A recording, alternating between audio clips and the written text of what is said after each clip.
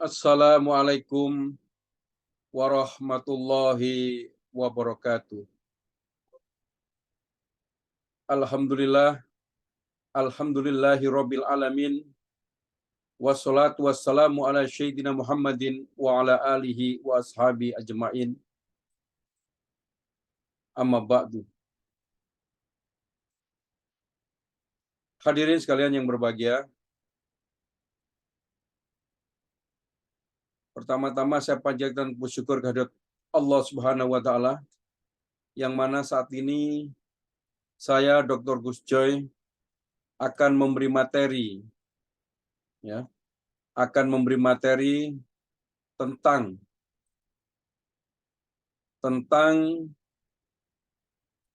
penipuan dan penggelapan menurut hukum ya. Jadi saya akan memberi materi ilmu tentang penipuan dan penggelapan dipandang dari ilmu menurut hukum lah, menurut ilmu hukum atau menurut hukum.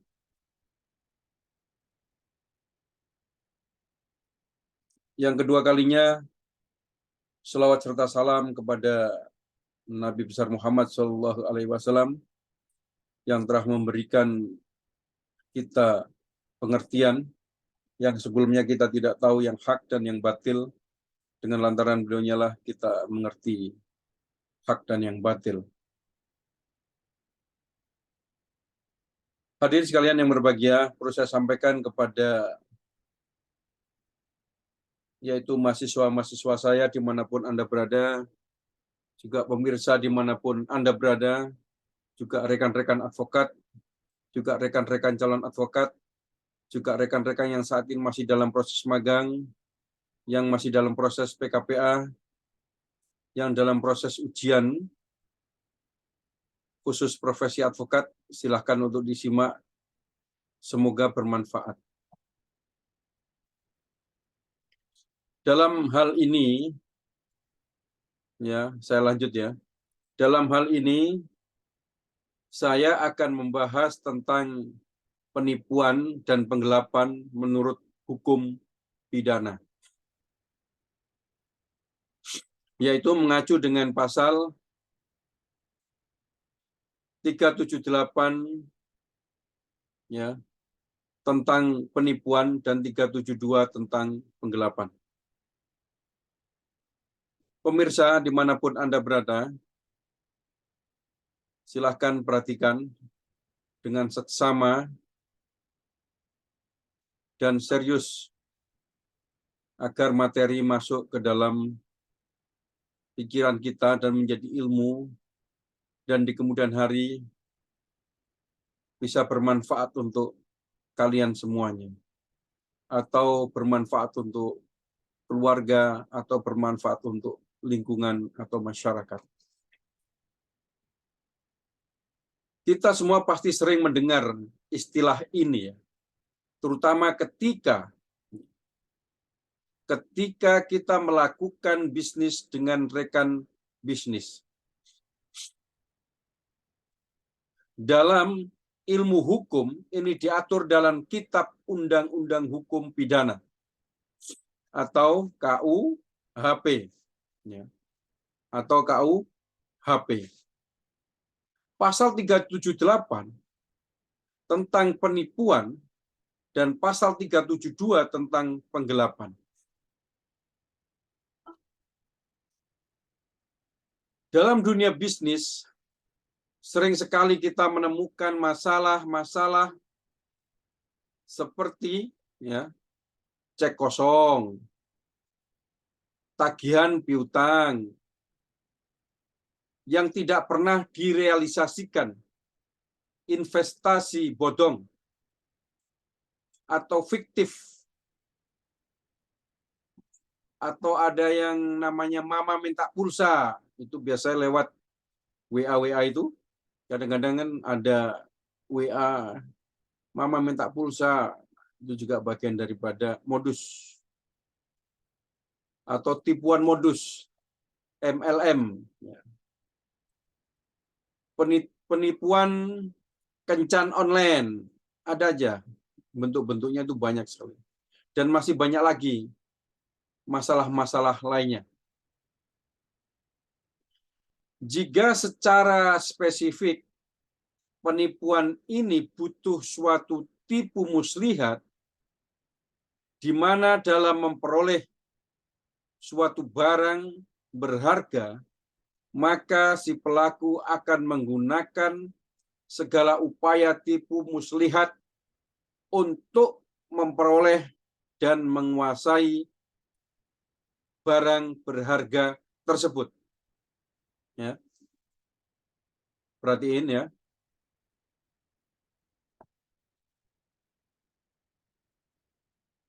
Namun, ya, lain halnya jika kita berbicara mengenai penggelapan, di mana karakteristik dari penggelapan ini berdasar atas suatu penguasaan benda, penguasaan suatu benda berharga yang sudah ada dalam penguasaannya secara syah, namun kemudian atas penguasaan barang berharga tersebut disalahgunakan. Perhatikan, ya, saya sampaikan dengan pelan-pelan agar mudah diperhatikan dan mudah diresapi.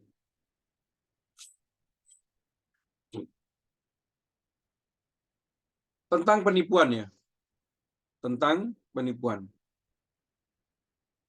Kita ambil contoh pertama dalam bisnis investasi properti, ya, di mana si marketing dengan segala upaya memasarkan unit apartemen kepada masyarakat sebagai calon konsumen dengan dalih berbagai macam keuntungan yang bisa didapatkan. Posisinya terhadap unit apartemen yang dipasarkan tersebut baru dalam tahap groundbreaking. Ya.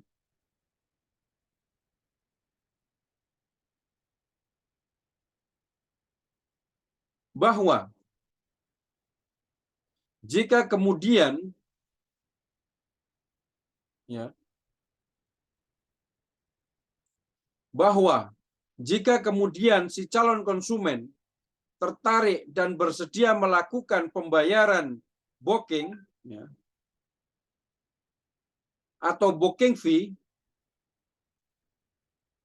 DP, hingga kemudian bikin perikatan dan bahkan di lain kasus si calon konsumen bersedia langsung melunasi pembayaran unit, ya, langsung melunasi pembayaran unit apartemen karena telah terpengaruh atas ajakan dan promosi si marketing, ya, dan ternyata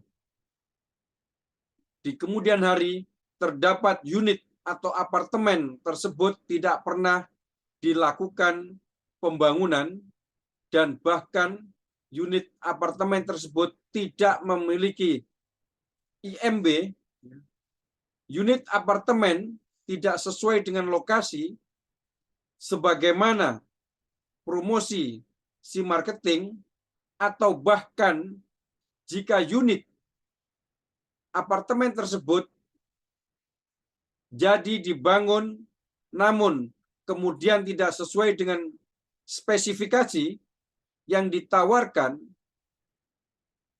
maka terdapat, ya, saya ulangi, yang ditawarkan, maka terhadap pihak marketing atau bahkan direksi dari perusahaannya, ya, atau bahkan direksi dari perusahaannya tersebut bisa dikenakan perbuatan penipuan. Jadi itu makna-makna penipuan. 3, 7, 8 itu sebuah contoh. Mengapa bisa dikatakan penipuan? Untuk itu, mari kita simak apa yang dikatakan hukum pidana terkait penipuan. Ya.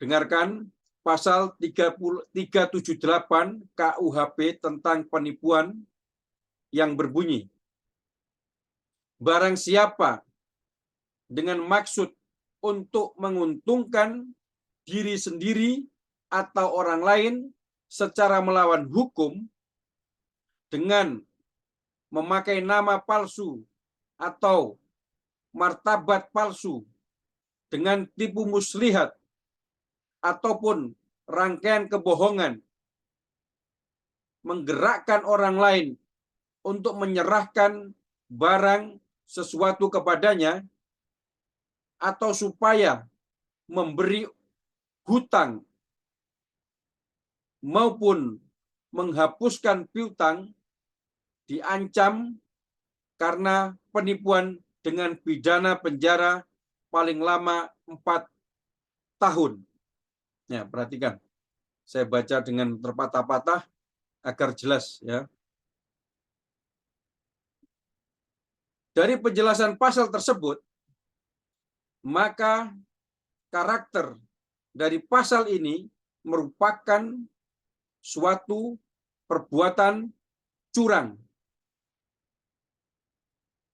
Maksudnya adalah yang menjadi tujuan dari si pelaku adalah memperoleh keuntungan pribadi maupun keuntungan buat orang lain.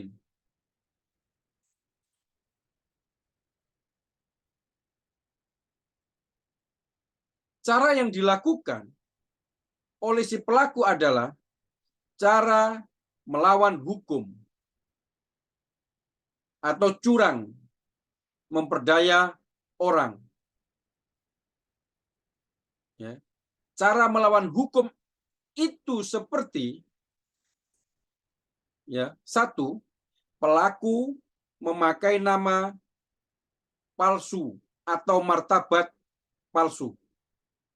2, si pelaku melakukan tipu muslihat, atau 3, si pelaku melakukan rangkaian kebohongan.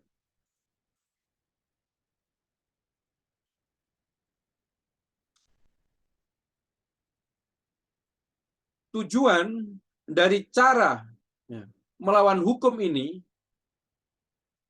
agar target si pelaku, yakni si korban, akan menyerahkan sesuatu barang atau uang kepada si pelaku, atau jika dalam suatu kasus hutang piutang, target si pelaku adalah agar si korban memberikan hutang atau bahkan meminta si korban menghapuskan piutangnya.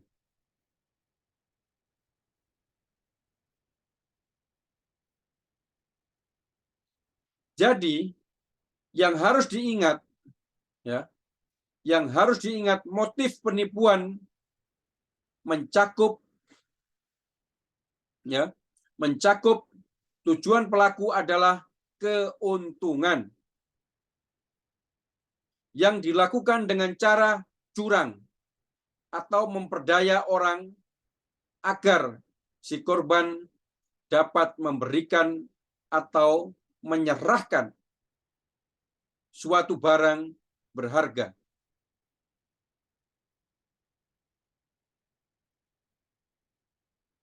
Nah, jika dihubungkan dengan ilustrasi kasus yang sebelumnya diuraikan, maka perbuatan si marketing dan atau direksi dari perusahaan properti yang mencari keuntungan kepada masyarakat selaku calon konsumen dengan embel-embel keuntungan yang begitu bagus atas dibangunnya unit apartemen tersebut, sehingga si konsumen bersedia melakukan pengikatan dan bahkan melakukan pelunasan terhadap pembelian unit apartemen yang kemudian diketahui unit apartemen tidak pernah dibangun, atau untuk kasus lain jadi dibangun namun tidak sesuai dengan kesepakatan yang ditawarkan, maka pihak marketing dan direksi perusahaan properti wajib bertanggung jawab atas perbuatannya. Perbuatan mereka tersebut telah masuk dalam klasifikasi penipuan. Untuk contoh-contoh masalah dalam dunia bisnis yang pada awal video ini diuraikannya, telah mencakup unsur-unsur penipuan, maka terhadap orang yang melakukan perbuatan tersebut dapat dikenakan pasal 378 KUHP dengan ancaman hukuman 4 tahun penjara.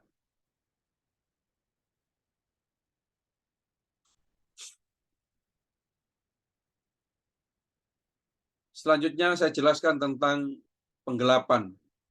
Jadi yang pertama saya jelaskan tentang penipuan, yang sekarang penggelapan.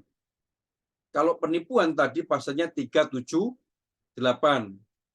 Sedangkan penggelapan adalah 372. Bagaimana dengan perbuatan penggelapan? Ya. Bagaimana dengan perbuatan penggelapan dihubungkan dengan ilustrasi kasus properti yang saya jelaskan sebelumnya?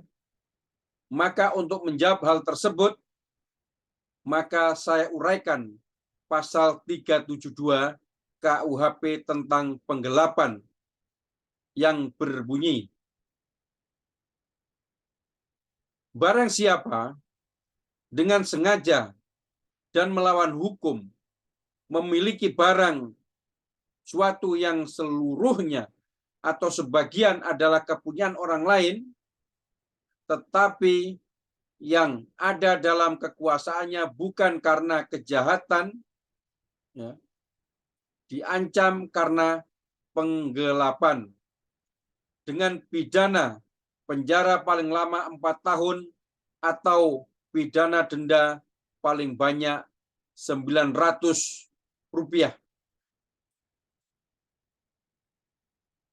Dari uraian pasal tersebut, maka dapat disimpulkan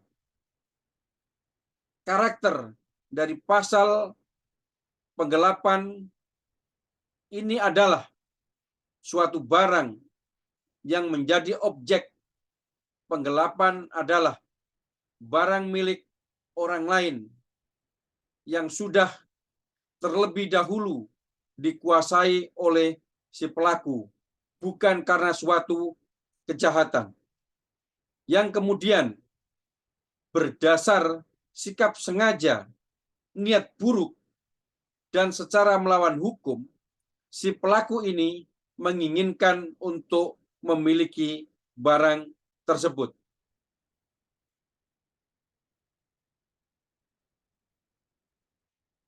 Barang sesuatu milik orang lain yang telah dikuasai sebelumnya itu bermakna suatu barang yang sebelumnya telah dikuasai atau telah berada dalam penguasaan si orang tersebut.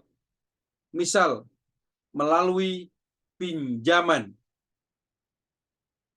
dititipkan, atau segala sesuatu yang diperoleh tidak dengan perbuatan curang.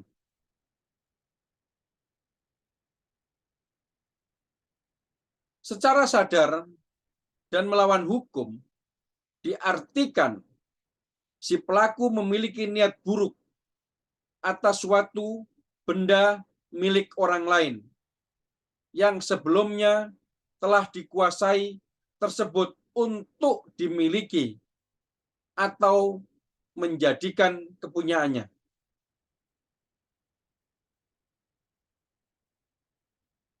Dalam ilustrasi kasus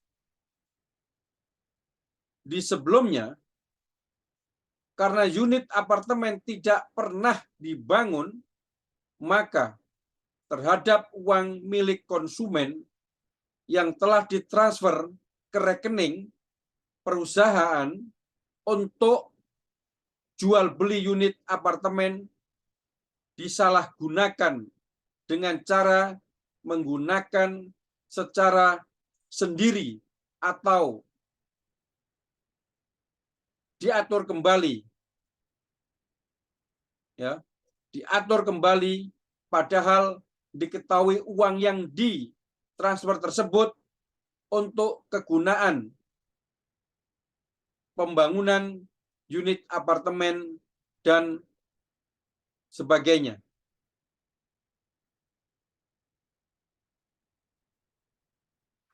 Saya ulangi.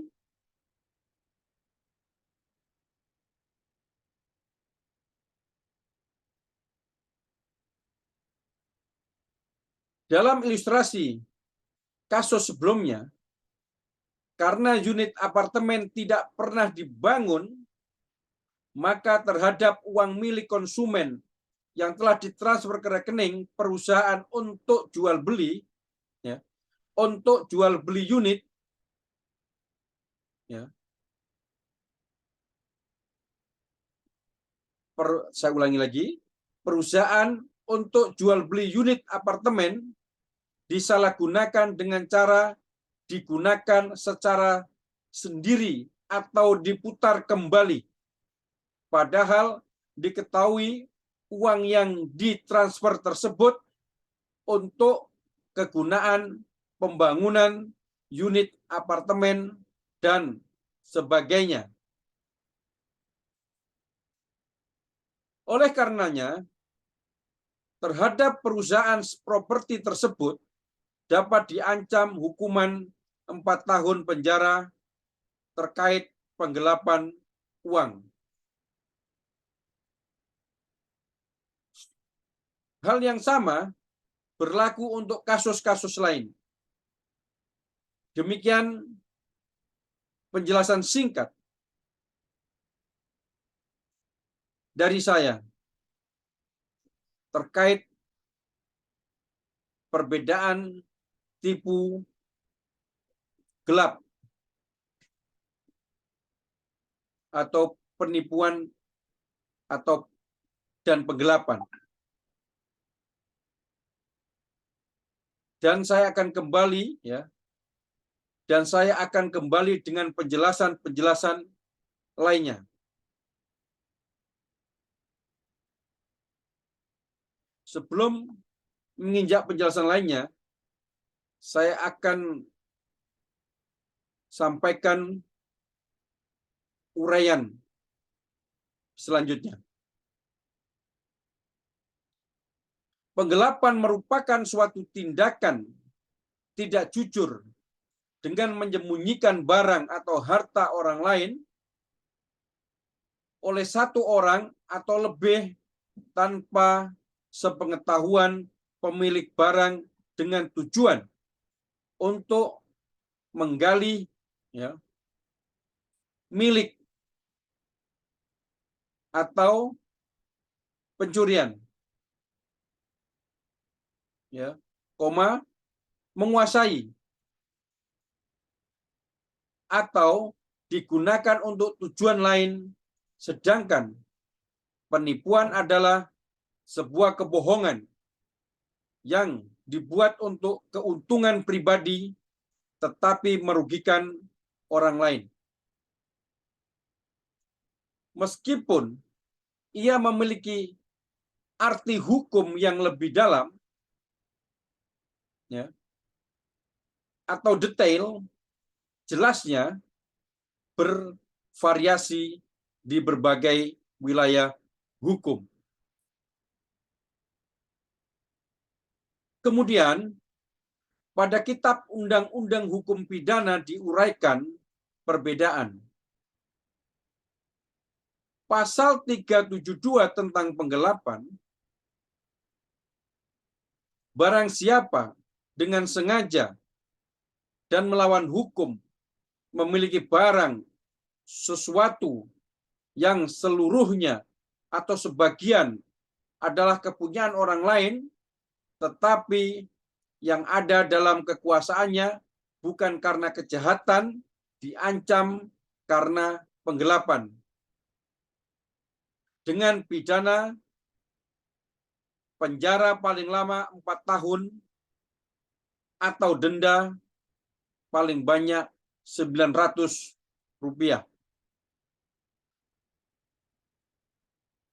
Sedangkan penipuan, yaitu pasal 378 atau tentang penipuan, barang siapa dengan maksud untuk menguntungkan diri sendiri atau orang lain.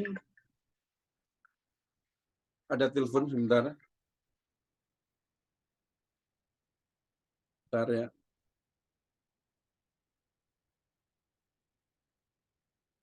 Ya, saya ulangi. Barang siapa dengan maksud untuk menguntungkan diri sendiri atau orang lain secara melawan hukum dengan memakai nama palsu atau martabat palsu dengan tipu muslihat ataupun rangkaian kebohongan mengarahkan orang lain untuk menyerahkan barang sesuatu kepadanya atau supaya memberi utang maupun menghapuskan piutang, diancam karena penipuan dengan pidana penjara paling lama 4 tahun. Dari penjelasan di atas yang saya sampaikan tadi, bisa disimpulkan perbedaannya. 1, penipuan ya, objeknya berpindah secara melawan hukum dengan memperdaya korban untuk memberikan utang maupun menghapus piutang. Ya. Buka kurung, tutup kurung, tidak terbatas pada barang atau uang. Contoh, jual beli online yang sering dijadikan tempat penipuan terhadap customer, tapi tidak semuanya. Tapi ada beberapa yang memang pernah terjadi.